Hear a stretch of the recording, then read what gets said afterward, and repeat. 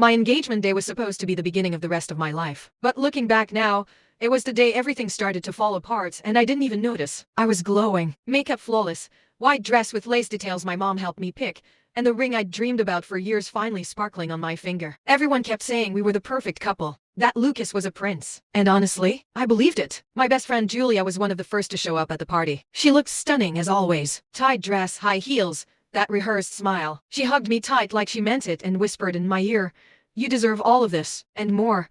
In that moment, I felt grateful. Julia knew me better than anyone. We grew up together, shared secrets, cried over dumb crushes, and promised we'd be in each other's lives forever. She handed me a small box, wrapped in gold ribbon. "Open it when you're alone," she said, giving me that mysterious wink she always did. I smiled. I didn't think twice. The party was a blur of hugs, pictures, and champagne. Lucas never left my side, calling me my future wife and smiling with those eyes that everyone found irresistible. I felt blessed. Later that night, alone in the hotel room, I remembered the box. I sat on the bed, kicked off my shoes, and carefully unwrapped it. It was a small velvet jewelry box. Inside was a necklace. But not just any necklace. It was the necklace I lost 2 months ago. A gold moon pendant my grandmother gave me. I cried when I realized it was gone. I searched everywhere, flipped my apartment upside down, asked everyone, even Lucas. He said he never saw it. But there it was, shimmering under the warm yellow lamp, with a tiny folded note next to it. "You left this in his bed."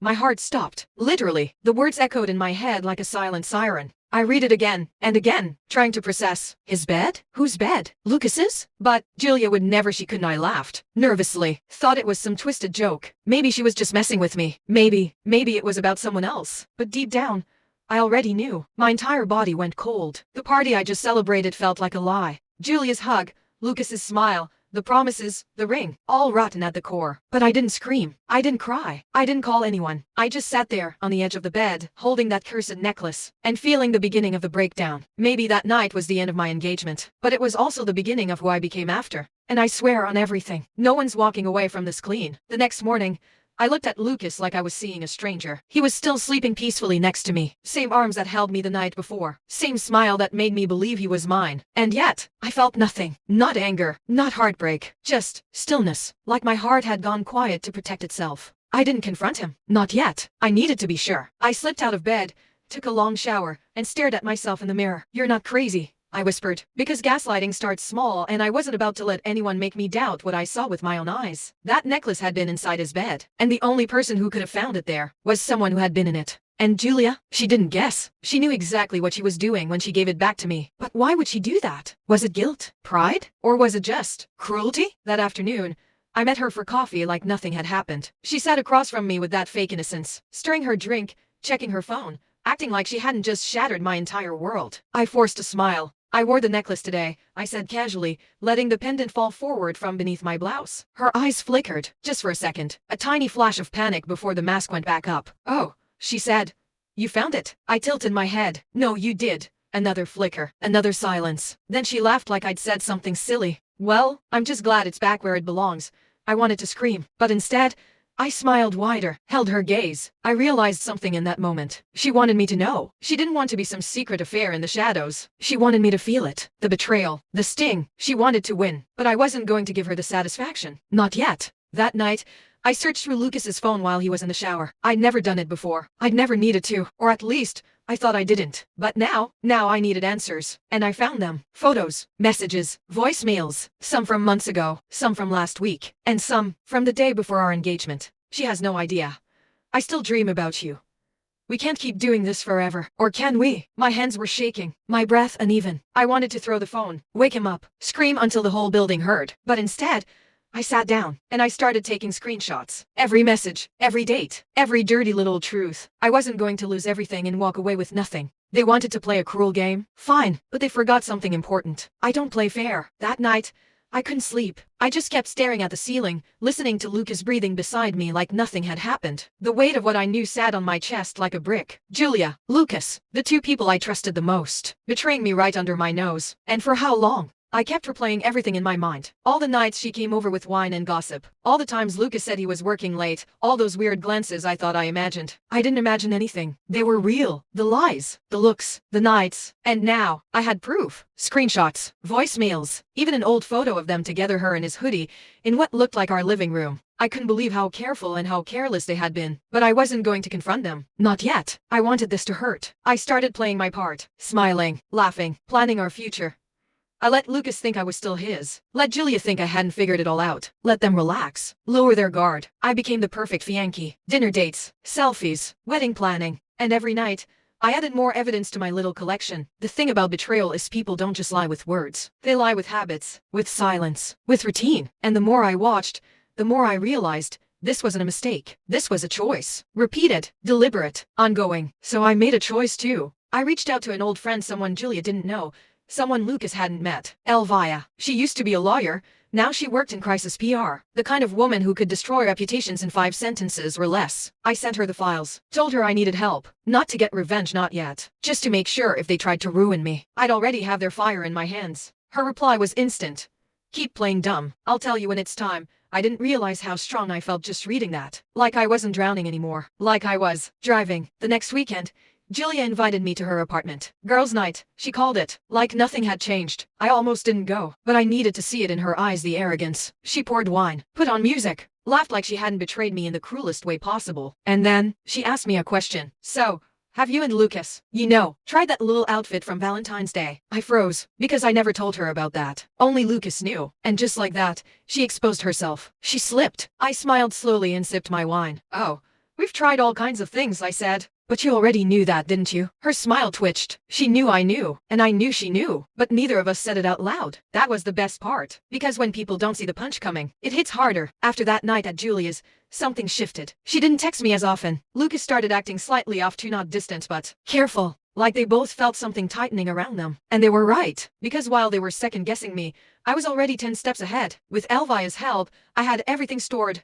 Cloud backups, time-stamped folders, even a private drive with copies hidden at my cousin's house. I wasn't going to let them rewrite the story once the truth came out. But I wasn't after public humiliation. That would have been too easy. I wanted something more subtle, something they couldn't come back from. So I did something unexpected. I invited Julia to be my maid of honor. Yes, you read that right. She blinked when I asked, laughed nervously and said, "Are you sure?" I smiled. Of course. Who else would I trust? It was the most poisonous sentence I've ever said with a straight face. From that moment on, she was trapped. Because now, she had to fake love for me in front of people, cameras, family. She had to smile while helping me pick flowers, dresses, venues, all while knowing I knew. And Lucas? He went along with it. Because his guilt made him stupid. He thought I was so in love I couldn't possibly suspect anything. He kissed me like a man hiding a body. And I kissed him back, like a woman planning a funeral. There was one moment I'll never forget. We were at a tasting for the wedding menu. Lucas leaned in and said, "I still can't believe you said yes." And I smiled. But in my head I thought, neither can I. But I'm not saying yes to the man you are. I'm saying yes to the ending you deserve. At this point,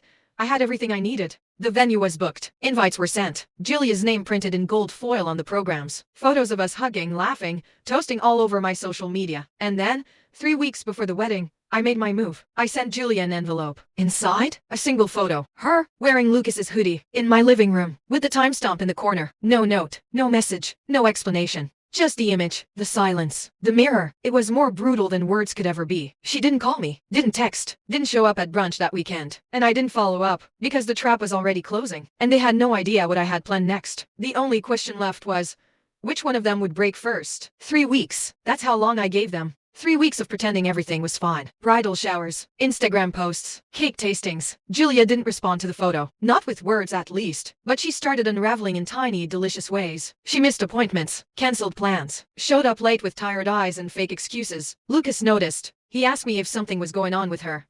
I looked at him, really looked, and said, "Maybe she's just feeling guilty."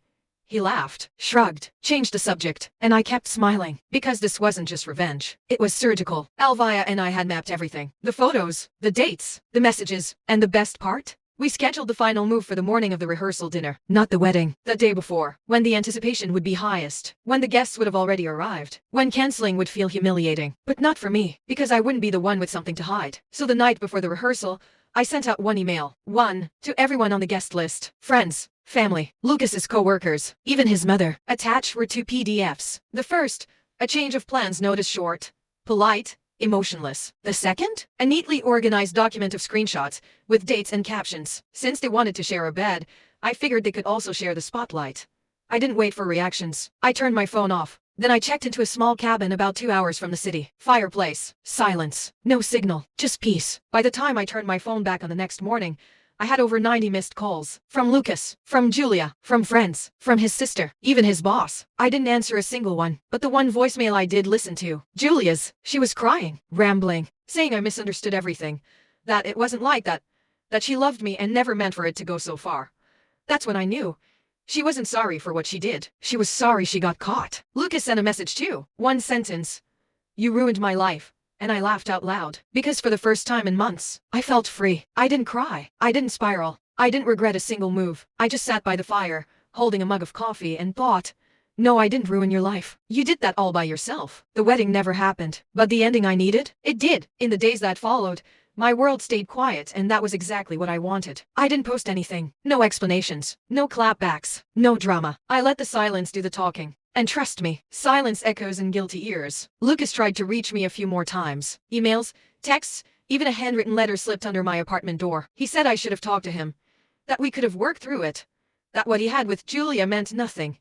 Imagine betraying someone for months and calling it nothing. That was all I needed to know. Julia, on the other hand, vanished from social media. Last I heard, she moved to another city, changed jobs, lost a few friends along the way. I guess some truths just don't wash off. And me? I stayed single for a while. Not because I was broken, but because I was rebuilding. I moved out of the apartment I shared with Lucas, cut ties with anyone who asked me to see both sides, and started therapy not because I was ashamed, but because healing should never be silent. I learned to enjoy mornings alone, to go out without checking my phone, to trust my instincts again slowly, gently. One night, I took out the necklace, the gold moon pendant. I held it for a while, thought about tossing it in the ocean, but I didn't. Instead, I sold it, and with that money, I bought myself a weekend trip. Alone, no distractions, no ghosts, just me. On the last night, I stood on the balcony, watching the stars, and I realized I wasn't waiting for closure anymore. I had already walked through it. Lucas and Julia didn't get a dramatic ending. No screaming, no broken glass, no scenes. They got something much worse.